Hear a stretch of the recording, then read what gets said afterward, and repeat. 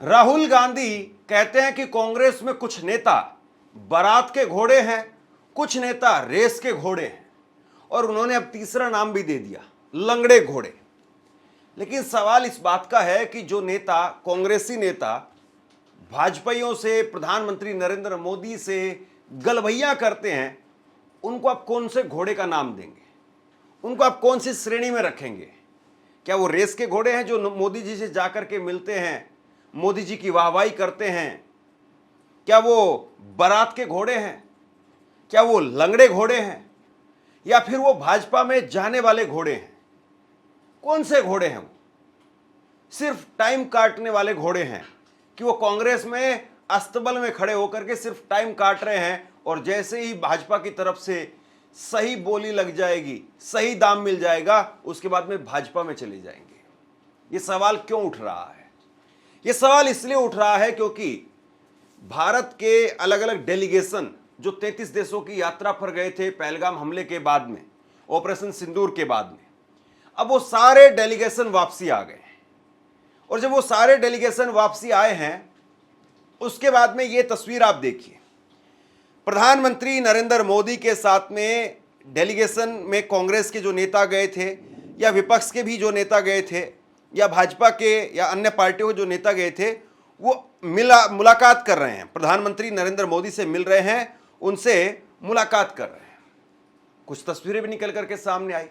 शशि थरूर से उन्होंने मुलाकात की, तस्वीरें देखिए। आनंद शर्मा से मुलाकात कर रहे हैं, ऐसे ही दूसरे और सलमान खुर्शीद से मुलाकात कर रहे हैं, मनीष तिवारी से मुलाकात।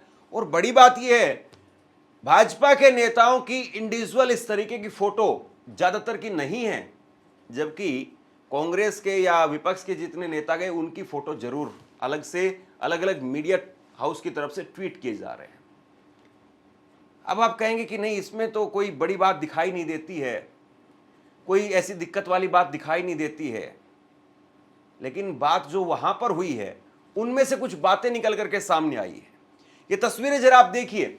और यहां पर जो कांग्रेस के नेता गए, उसमें से ये खबर निकल करके सामने आ रही है कि दक्षिण भारत से सर्वदलीय प्रतिनिधि मंडल में शामिल कांग्रेस के एक नेता ने प्रधानमंत्री से कहा कि आपने पिछले 11 सालों में अपने विदेश यात्रा में क्या कमाया है, ये हमें अपनी यात्रा के दौरान वहां जाकर के एहसास हुआ।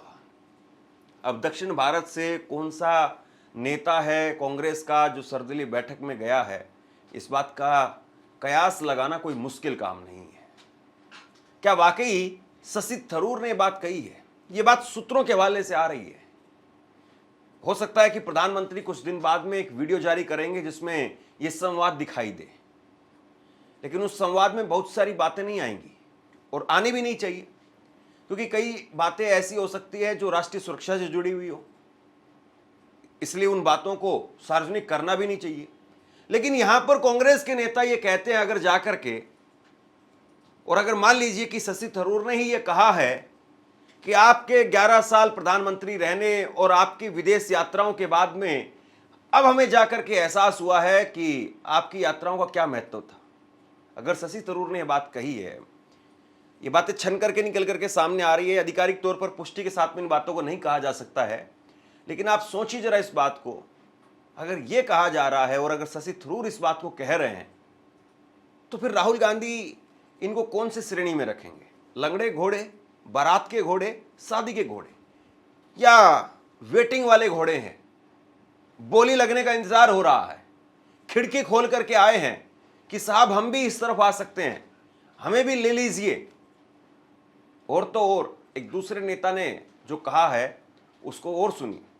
दूसरे एक और कांग्रेस के नेता ने कहा है कि साहब आपके डेलीगेशन से हमें बहुत फायदा हुआ है, और जब भी कोई इस तरीके का मुद्दा निकल करके सामने आए तो आप इस तरीके का डेलीगेशन जरूर भेजें। अब डेलीगेशन में सबसे बड़ी बात तो यह, सबसे पहली बात कि कितने देशों के राष्ट्र प्रमुखों के साथ में मुलाकात हुई है, पहला सवाल। दूसरा सवाल कांग्रेस के नेताओं से खास तौर पर, आप ये बताइए कि निशिकांत दुबे, क्या कांग्रेस के नेताओं को प्रधानमंत्री नरेंद्र मोदी से शिकायत नहीं करनी चाहिए थी कि हम देश का झंडा लेकर के गए, हमने देश के साथ में, सरकार के साथ में अपनी एकजुटता दिखाई, लेकिन आपके नेता क्या कर रहे थे, आपके सांसद क्या कर रहे थे?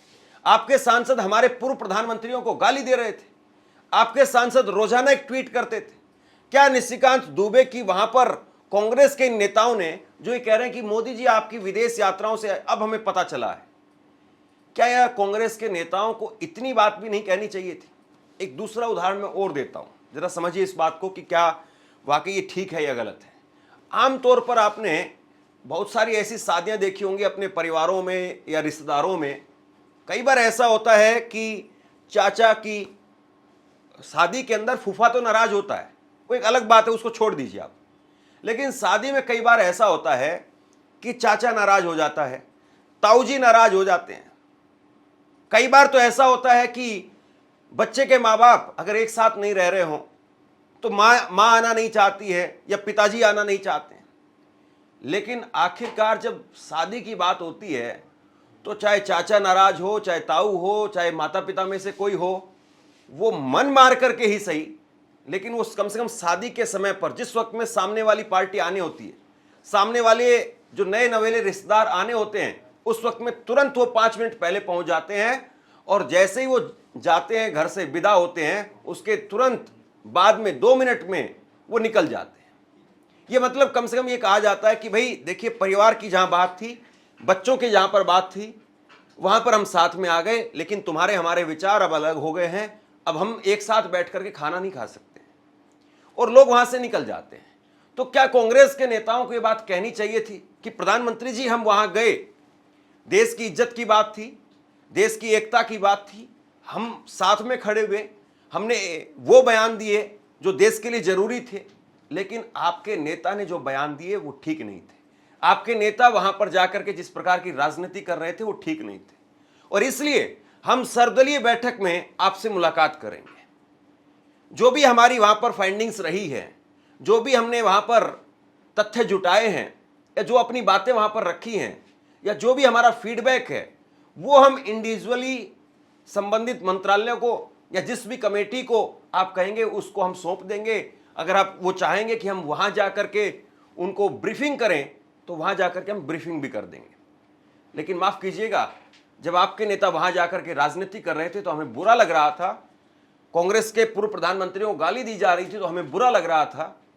और ऐसे में अब आपकी इस पार्टी में चूंकि वही सांसद आ रहे हैं, आपने अपने सांसदों को डांट नहीं लगाई, इसलिए हम इसका बहिष्कार कर रहे हैं, या फिर ससम्मान हम इस निमंत्रण को ठुकरा रहे हैं। क्या ये आइडियल कंडीशन नहीं हो सकती थी? क्या पूरा इंडिया गठबंधन एक साथ आकर के इस मंच पर, क्योंकि पूरे इंडिया गठबंधन की शिकायत रही है, पूरे इंडिया गठबंधन के 200 सांसदों ने बाकायदा चिट्ठी लिख करके कॉन्स्टिट्यूशन क्लब में एक प्रेस कॉन्फ्रेंस करके प्रधानमंत्री से कहा कि आप संसद का विशेष सत्र बुलाइए, आप सर्वदलीय बैठक बुलाइए। लेकिन सरकार ने विशेष सत्र की बात को और सर्वदलीय बैठक की बात को, दोनों ही बातों को नकार दिया। तो क्या अब इंडिया गठबंधन के पास में एक मौका नहीं था कि इंडिया गठबंधन प्रधानमंत्री से कहता कि प्रधानमंत्री जी हम पीएमओ में आकर के आपसे मुलाकात नहीं करेंगे, आप आइए सर्वदलीय बैठक रखिए, हमारी पार्टी के प्रति भी हमारी कुछ जिम्मेदारी है, देश के प्रति जो हमारी जिम्मेदारी थी हमने वो निभाई, और हम जाकर के भारत का झंडा लेकर के वहां पर पहुंचे, एक साथ में खड़े हुए। लेकिन अब चूंकि देश में हम वापसी लौट आए हैं, हमें अपनी भी राजनीति करनी है, हमें अपनी पार्टी के प्रति भी अपनी वफादारी साबित करनी है, तो या तो आप सर्वदलीय बैठक में आइए, या फिर आप हम जो है वो अपनी रिपोर्ट इंडिविजुअली सबमिट कर देंगे। सबसे बड़ी बात यह है कि जिस प्रकार से इस बैठक के सहारे, और जब विदेश में थे तब भी जिस तरह के बयान दिए जा रहे थे, शशि थरूर का एक बयान निकल करके सामने आया था स्ट्राइक को लेकर के, सर्जिकल स्ट्राइक को लेकर के, जबकि शशि थरूर खुद अपनी एक किताब लिख चुके हैं पहले, और उस किताब में जिक्र कर चुके हैं कि पहले भी सर्जिकल स्ट्राइक हुई है। लेकिन अब कह रहे हैं कि नहीं, पाकिस्तान में इतनी अंदर तक जाकर के कभी नहीं हुआ है। एक्सट्रीम लेवल पर आप कह सकते हैं कि पहली बार हुआ है, लेकिन पहले कभी नहीं हुआ, ये लाइन कहां से ठीक है? और क्या वाकई चाहे वो कांग्रेस पार्टी हो, चाहे वो सपा हो, चाहे वो ममता बनर्जी की पार्टी हो, चाहे वो डीएमके हो, ये सारी पार्टियां क्या सीज फायर से खुश थी? इन सारी पार्टियों के सीज फायर पर सवाल है। लेकिन ये सारी पार्टी के नेता वहां पर पहुंचे हुए थे, तकरीबन सारी पार्टियों के। असदुद्दीन ओवैसी वहां पर नहीं पहुंचे। अब क्या वजह थी ये मैं नहीं कह सकता हूं, लेकिन वो वहां नहीं पहुंचे। और सवाल अब राहुल गांधी से कि आपके नेता जब वो वहां गए तो उस वक्त में भी बड़े बयान निकल करके सामने आए थे। जयराम रमेश ने बहुत सारी बातें कही कि शशि थरूर जो बोलते हैं जरूरी नहीं कि कांग्रेस वही बात बोले। शशि थरूर जो बात कह रहे हैं वो उनकी इंडिविजुअल कैपेसिटी में वो बात कह रहे हैं। कांग्रेस का होना और कांग्रेसी होना, इसमें अंतर है। ये जयराम रमेश ने कहा था और इस स्टेटमेंट के बहुत मायने निकाले गए। लेकिन अब जब ये डेलीगेशन वापसी आ गए हैं और इन डेलीगेशन ने, मुझे कोई ऐसी जानकारी मुझे नहीं है कि ये डेलीगेशन पहले राहुल गांधी से मिलने गया हो। कम से कम कांग्रेस के नेताओं को सबसे पहले अपने अध्यक्ष को, अपने नेताओं को या नेता विपक्ष को, राहुल गांधी कोई इंडिविजुअल आज कैपेसिटी में नहीं है, वो नेता विपक्ष हैं, तो कम से कम कांग्रेस के नेता वो तो ये कर ही सकते थे कि राहुल गांधी से पहले मुलाकात करके उनको फीडबैक देते या अपने नेता की राय इस मुद्दे पर लेते। लेकिन अभी तक कोई मुलाकात नहीं हुई है शशि थरूर की और राहुल गांधी। तो राहुल गांधी क्या वाकई इन नेताओं पर कोई एक्शन भी लेंगे, जिनको आप बारात के घोड़े, लंगड़े घोड़े, रेस के घोड़े बताते हैं? इन नेताओं को जो बीच बीच में जाकर के जय मोदी करते हैं, प्रधानमंत्री की जयकार करना वो एक अलग मुद्दा है। प्रधानमंत्री की जयकार होनी चाहिए, हर भारतीय को करनी चाहिए, क्योंकि प्रधानमंत्री किसी एक का नहीं हो, सबका है। लेकिन जहां इंडिविजुअल राजनीति की जहां पर बात हो रही है और जहां पार्टी पॉलिटिक्स की बात हो रही है, तो वहां पर भी आपके नेता अगर स्टैंड नहीं ले पा रहे हैं तो फिर क्या कहा जाए? बीजेपी को हराने का टैलेंट बैठा हुआ है,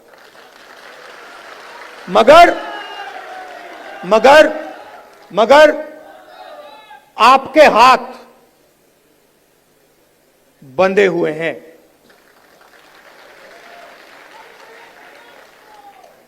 बंधे क्यों हैं? क्योंकि आपकी आवाज कांग्रेस पार्टी के संगठन में ठीक से नहीं सुनाई देती है।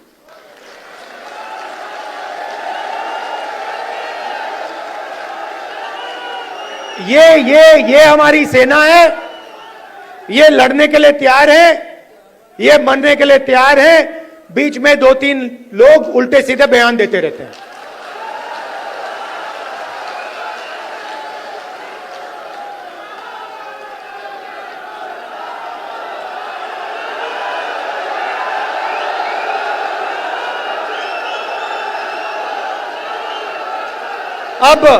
अब कोई ऐसे लोग हैं जो फ्रस्ट्रेशन में दे देते हैं, कोई ऐसे लोग हैं जो थोड़ा बीजेपी का भी काम कर लेते हैं, और हमें कहीं ना कहीं से तो शुरुआत करनी होगी।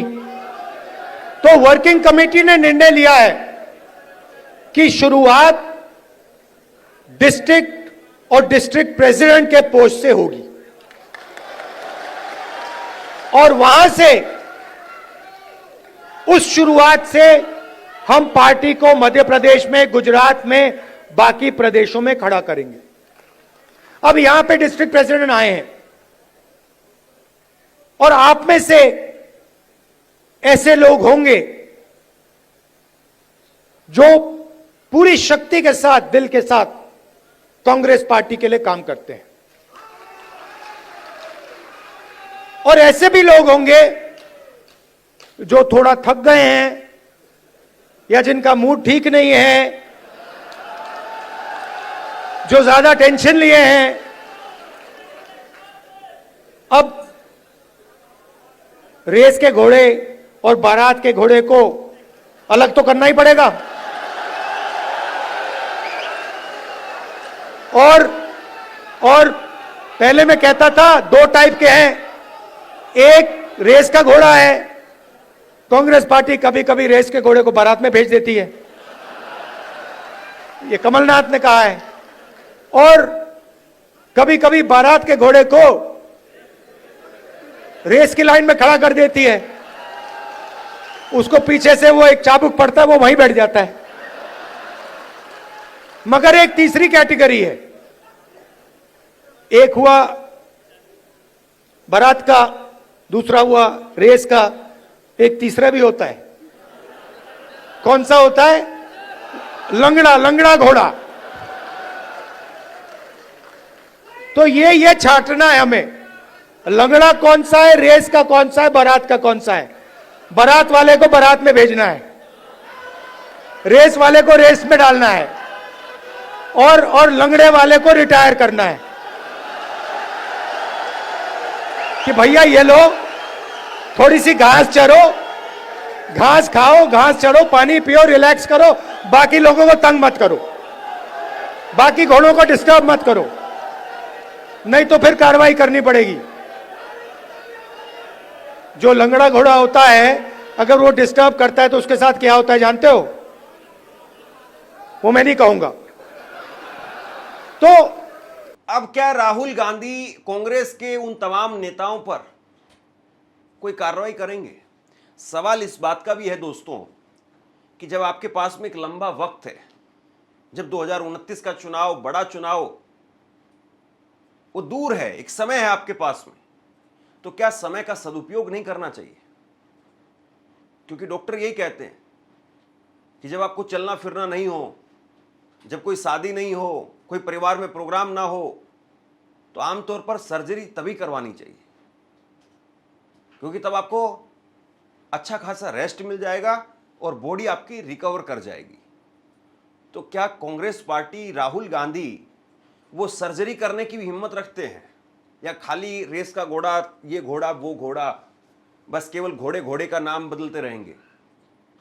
और राहुल गांधी क्या वाकई वो ये देख रहे हैं कि नेताओं के सहारे आप 2029 में बीजेपी को टक्कर दे पाएंगे? क्योंकि जब तक आपकी लाइन क्लियर नहीं होगी, जब तक आपका संगठन क्लियर नहीं है, तो आप दूसरे को दोष कैसे दे सकते हैं? नरेंद्र मोदी तो इस वक्त में अपनी जगह पर सही है, और नरेंद्र मोदी क्यों किसी को मना करेंगे? और वो सत्ताधारी पार्टी के नेता है। बहुत सारे नेता ऐसे होते हैं जिनको लगता है कि नहीं भाई, वहीं पर चाशनी है तो चलिए वहीं पर भिन भिनाते हैं, कुछ न कुछ तो वहीं पर मिलेगा। यहां पर तो सूखी लकड़ी है, तो सूखी लकड़ी पर कौन बैठेगा?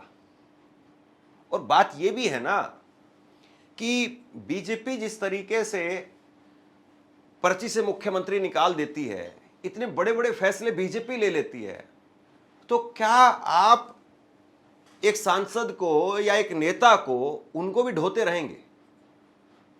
जब वो मुख्यमंत्री लेवल पर भी जब फैसला ले रहे हैं तो उसको भी पर्ची से ले रहे हैं, और वो फैसला, उस पर विवाद हो सकते हैं, उस पर डिबेट हो सकती है, उस पर सवाल खड़े हो सकते हैं, लेकिन वो कर रहे हैं और सक्सेसफुली उनका वो फैसला लागू हो रहा है। अब उसमें आप कह सकते हैं कि वो तानाशाही है, डेमोक्रेसी है, ये सारी बातें, लेकिन सवाल इस बात का भी है कि अंततोगत्वा अगर आप इसी तरीके से चलते रहे तो 2029 में फिर रिजल्ट की आप क्या उम्मीद कर रहे हैं? 2029 में कौन सा रिजल्ट आएगा? और राहुल गांधी पर फिर सवाल क्यों नहीं खड़े होंगे? सवाल तो राहुल गांधी पर भी खड़े होंगे कि अगर आप डिसीजन ही नहीं ले पा रहे हैं तो फिर बाकी के नेताओं को भी क्या दोष देना है? आप भी एक स्ट्रॉन्ग सीधा मैसेज भेजिए कि नहीं, अब मैं डिसीजन लूंगा, नुकसान होगा उस नुकसान को सहन करेंगे। और क्या नुकसान होगा? तो बहरहाल बहुत सारी बातें हैं, और अब देखना यही है कि कांग्रेस पार्टी कोई एक्शन लेती भी है या सिर्फ बस ऐसे ही बात को ठंडा होने के लिए समय पर छोड़ दिया जाता है। आप क्या सोचते हैं? क्या राहुल गांधी को वाकई एक्शन लेना चाहिए या नहीं? कोई एक्शन की ऐसी खास जरूरत नहीं है, और कांग्रेस पार्टी के नेता कांग्रेस के झंडे को बुलंद कर रहे हैं। नीचे कमेंट बॉक्स में अपनी राय लिख करके जरूर बताइए। धन्यवाद।